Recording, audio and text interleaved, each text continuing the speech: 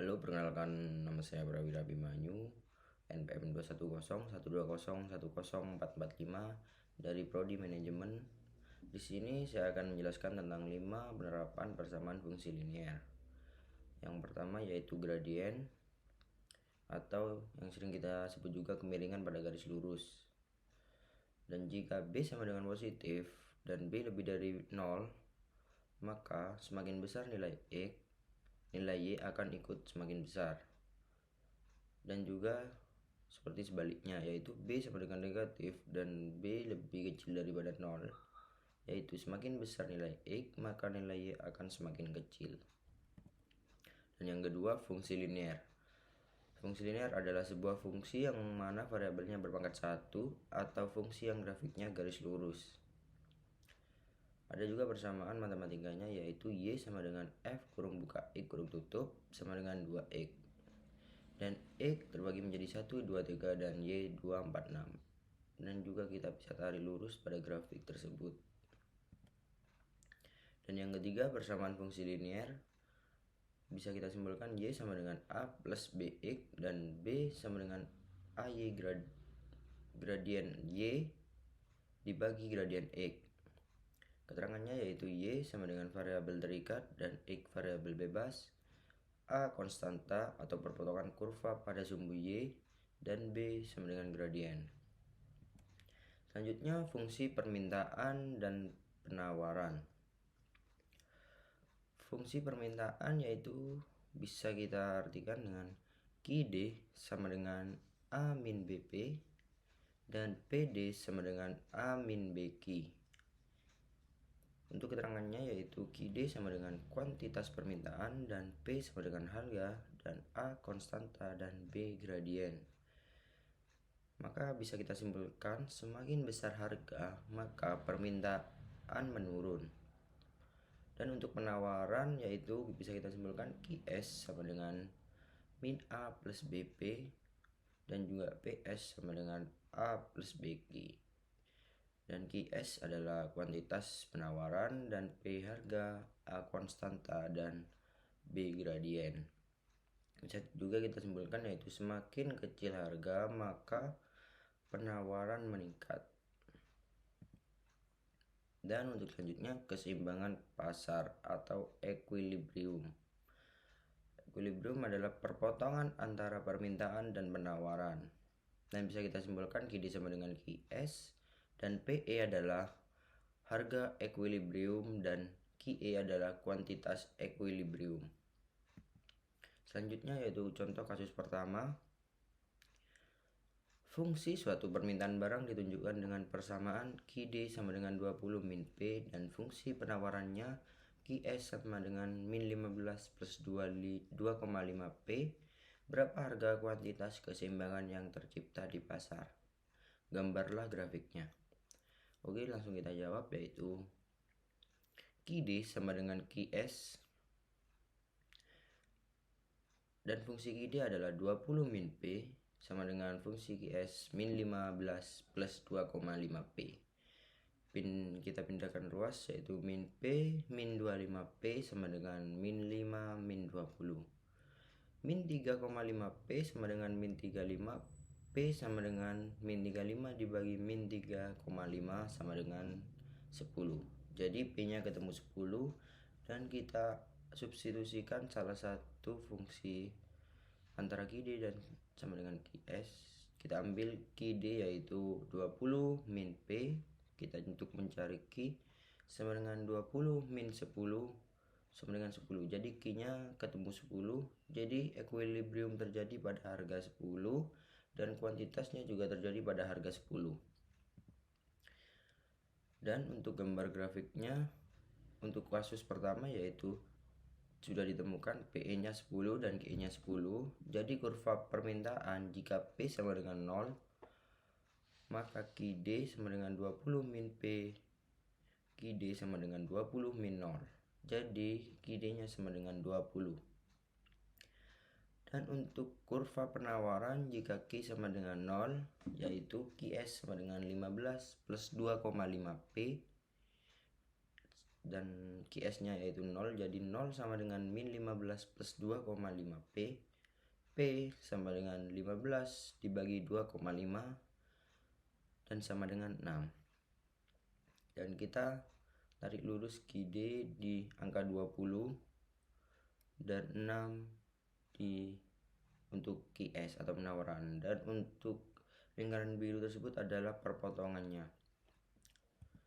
Lanjut pada pajak pada keseimbangan pasar. Pajak bisa kita simpulkan yaitu T kecil mempengaruhi harga barang yang ditawarkan penjual. P aksen sama dengan A min T plus B QS atau penawaran. Dan untuk grafiknya kita lihat untuk tersebut yaitu kita PE kita tarik lurus dengan GE dan QS yaitu sesudah pajak, dan cuma ada satu tambahan yaitu sebelum pajak. Grafik sebelum pajak yaitu PE kita tarik dengan QE. Dan untuk selanjutnya yaitu contoh kasus kedua. Fungsi permintaan suatu barang ditunjukkan dengan persamaan QD sama dengan 20 min P dan fungsi penawarannya QS sama dengan min 15 plus 2,5 P. Barang tersebut dikenakan pajak sebesar 10 per unit. Berapa harga dan kuantitas keseimbangan sebelum dan sesudah pajak? Gambarlah grafik equilibriumnya. Langsung aja kita jawab. QS atau penawaran sama dengan min 15 plus 2,5 P.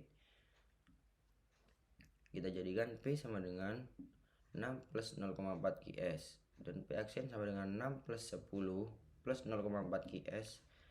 Kita jadikan QS sama dengan min 4 plus 2,5 P, dan langsung kita masukkan QD sama dengan Q aksen S 20 min P sama dengan min 40 plus 2,5 P, min P min 0,25 P sama dengan min 40 min 20, min 3,5 P sama dengan min 60, P sama dengan 17.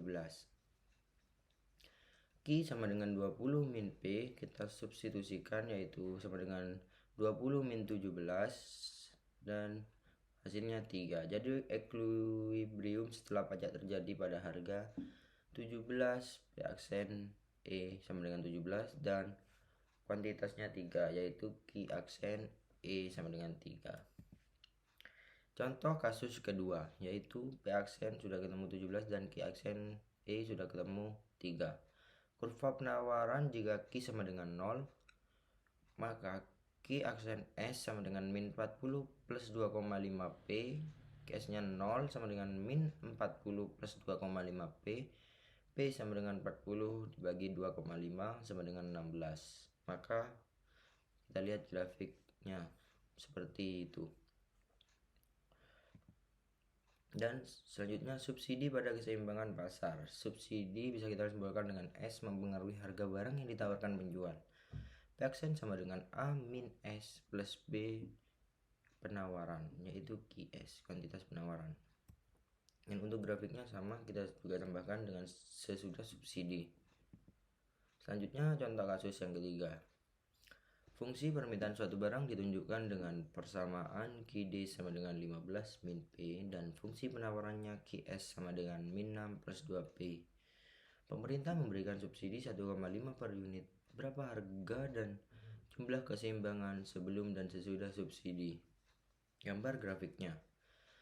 Kita cari sebelum subsidi terlebih dahulu yaitu QD sama dengan QS atau kuantitas harga sama dengan kuantitas penawaran. 15 min P sama dengan min 6 plus 2P, min P sama dengan min 2P sama dengan min 6 min 5, min 3P sama dengan min 27, P sama dengan min 21 dibagi min 3 yaitu kita ketemu 7, dan Q sama dengan 15 min P sama dengan 15 kurangi 7 hasilnya 8. Setelah itu kita mencari subsidi setelahnya. QS sama dengan min 26 plus 2P, kita jadikan P sama dengan 3 plus 0,5 QS. P aksen sama dengan 3 min 15 plus 0,5 QS, kita jadikan QS sama dengan min 3 min 2P. QD sama dengan QS min 15 min P sama dengan min 3 plus 2P, min P min 2P sama dengan min 3 min 15, min 3 min 18, P sama dengan 6. Q sama dengan 15 min P sama dengan 15 min 6, yaitu ketemu 9. Selanjutnya grafiknya. Sebelum subsidi kita ketemu PE sama dengan 7 dan QE sama dengan 8, jadi kita langsung cari kurva permintaannya jika P sama dengan 0. QD sama dengan 15 min P, QD sama dengan 15 min 0, jadi ketemu 15. Dan untuk kurva penawaran jika Q sama dengan 0, maka QS sama dengan min 6 plus 2P, 0 sama dengan min 6 plus 2P, P sama dengan 6 dibagi 2 sama dengan 3. Dan sesudah subsidi, PE menjadi 6 dan GE menjadi 9. Kurva penawaran jika Q sama dengan 0, yaitu QS sama dengan min 3 plus 2P, dan QS-nya adalah 0 sama dengan min 3 plus 2P, P sama dengan 3 bagi 2 sama dengan 1,5. Dan untuk grafiknya kita lihat di sebelahnya. Titik biru melambangkan QD dan merah QS dan hijau Q aksen S, dan untuk yang biru 2 itu merupakan titik perpotongannya. Dan selanjutnya surplus konsumen. Surplus konsumen adalah selisih antara jumlah maksimum yang rela dibayar konsumen dengan jumlah yang sebenarnya dibayar konsumen. Surplus konsumen berada di bawah kurva permintaan dan di atas garis harga real seperti grafik tersebut. Dan Pmax adalah harga maksimum, PR sama dengan harga real, dan GR kuantitas real. Jadi CS sama dengan L gradien sama dengan CS sama dengan luas segitiga sama dengan setengah kali A kali T. Selanjutnya contoh kasus yang keempat. Fungsi permintaan dari suatu produk adalah PD sama dengan 120 min 4Q. Untuk yang A, hitunglah besar surplus konsumen dan gambarlah grafik jika harga pasar IDR 80 per unit.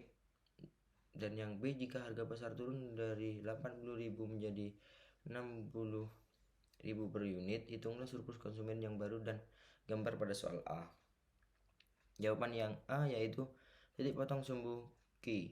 Jika P sama dengan 0, 0 sama dengan 120 min 4Q, 4Q sama dengan 120, dan Q sama dengan 120 dibagi 4 ketemu 30. Untuk titik potong pada sumbu P, jika Q sama dengan 0, P sama dengan 120 min 4 kali 0, dan hasilnya 120. Dan P sama dengan 80. Jadi 80 sama dengan 120 min 4Q sama dengan 120 min 80 dibagi 4 ketemu 10.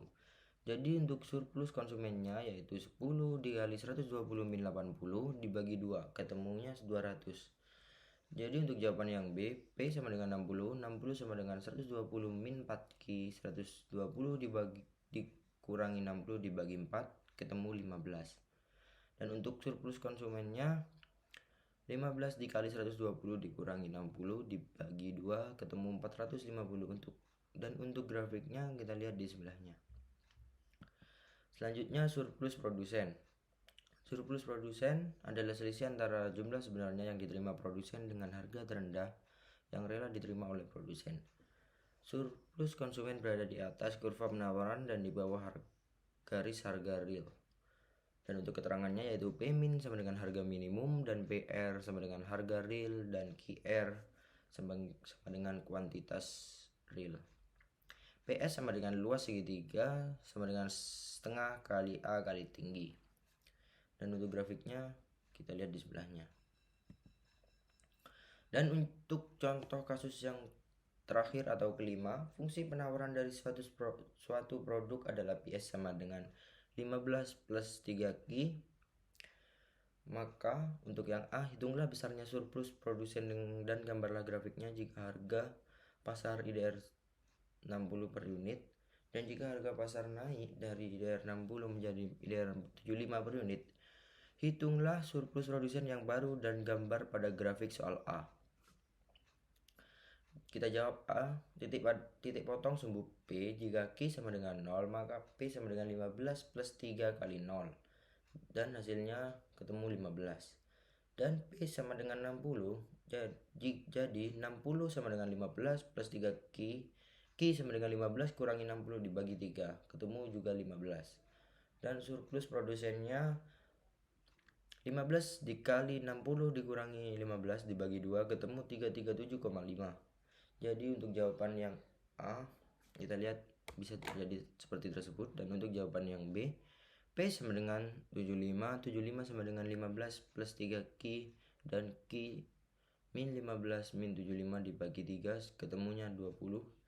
Jadi untuk surplus produsen 20 dikali 75 dikurangi 15 dibagi 2 sama dengan 600. Dan untuk grafiknya kita lihat di sebelahnya. Dan sekian presentasi dari saya atau penjelasan dari saya. Apabila ada salah kata mohon dimaafkan. Wassalamualaikum warahmatullahi wabarakatuh.